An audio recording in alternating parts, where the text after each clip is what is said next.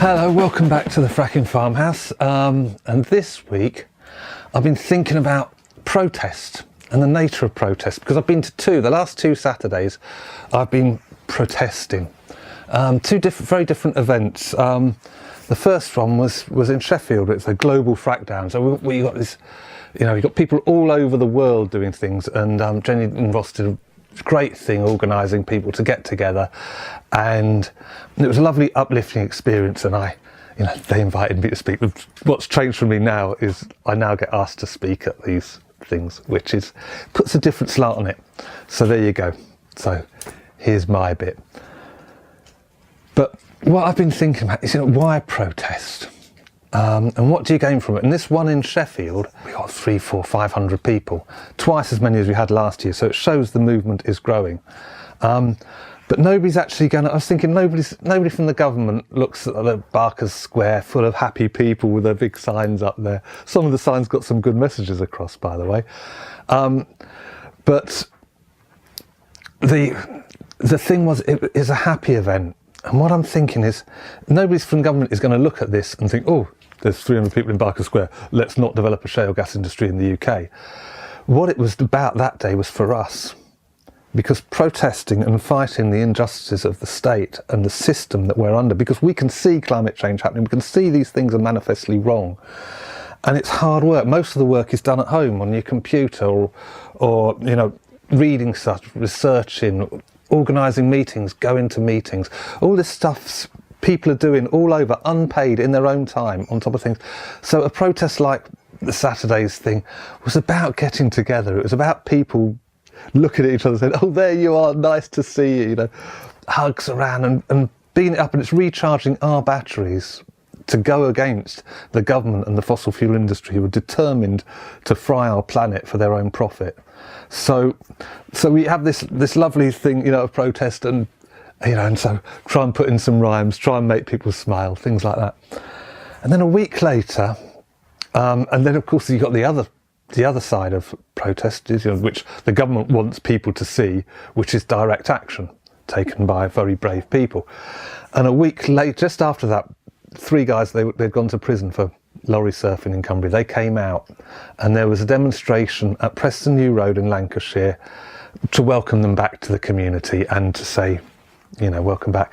And this was a different protest, but it had the same very happy vibe, very uplifting, very recharging. But there we got 1,000 people, which was the first time I felt there was enough numbers. But the other thing was where it was held. And it was held in front of the gates at Quadrilla at Preston New Road, which meant that it did have a physical impact. It stopped the site operating because they put big barriers up to keep us all out. So it did have a physical impact. It cost the firm money. So judging, where you are, where you protest can have a thing. And it was very symbolic, because that was the biggest crowd ever. I think that was the biggest anti-fracking march ever. At the same time, 600, 700,000 people marched in London. And one of our speakers, Tim Fallon, who used to lead the Lib Democrats, he was very torn. He wanted to be in London, but fracking was even more important. So we're going to come to a point soon at Marsh Lane where INEOS will be moving, and we will be having peaceful protests. There's an injunction in place, as there was at Preston New Road, against illegal protest. If we have numbers of people, if you have 100 people there, they shut the gate. You don't need to break the law. So there is a great tradition of civil disobedience in this country, where people stand up for what's right. It's what's given women the vote. We've got equality legislation. There's a thing about the Black Rights Movement on Doctor Who, believe it or not, last Sunday, showing how people taking direct action changes things for the better. And it's come to that. We've tried everything. We've argued with the government, we've argued with the people in power. We've won the arguments, but they're that hell-bent on it. It's going to take people, and that people will prevail in the end. But I mentioned at Preston New Road, one of the things you've got to do, you've got to entertain people. When they've marched, you've had a good thing. You had a good day out and say you've got to do a bit of entertainment and you've got to get a message across. And one of our messages was that Jim Radcliffe, you see, is the owner of Ineos, the country's richest man, and the decision to drill or not at Marsh Lane is now down to him. This is one of the things that undermining democracy, rather than having our decisions made by politicians who we elect, they work for us, the decisions are now being made by the richest people, and that's what they want. That's why they're altering the system. So the one person to make the decision for Marsh Lane is Jim Radcliffe. So I wrote him a poem and I read it out to 1,000 people at Preston New Road. Dear Jim, can you fix it for me to live in a world that is frack free? It's in your power, you see. You just have to be a bit less greedy. But as it stands, to increase your wealth, we have to pay with our health. Can't you see that isn't right? If you were us, you'd put up a fight. Sir Jimmy, Savile Row make your suits, and in them you look cute. Not bad for a boy from the northwest. Now stop being such a pest. To vertically integrate your supply chain, you're going to make us feel so much pain, and we're not okay with that. So Jim, you've been a twat.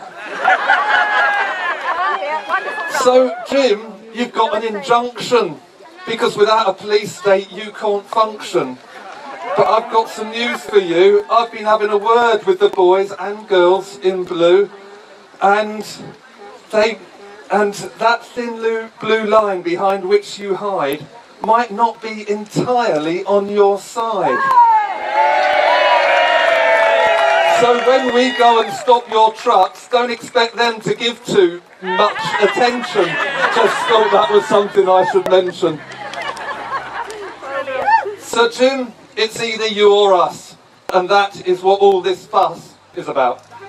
You get your way, the world gets more plastic, and other consequences far more drastic. But you're only in it for the money. I've got to mention how Gloria's a beekeeper, right? Local beekeeper. You're only in it for the money, and we're defending Gloria's honey. And we're defending the air we breathe, so F off, Jim, it's time to leave. This is our land, the place we live. We ain't giving up for some greedy spiv. Now let me be blunt. Your behaviour is an affront. It's time for you to go away. You ain't drilling here, no fracking way.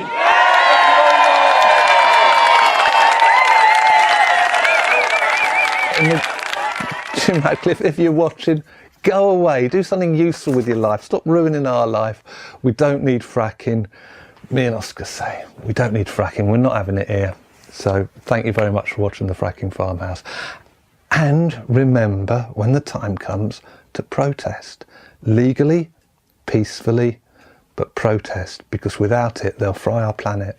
Thank you very much.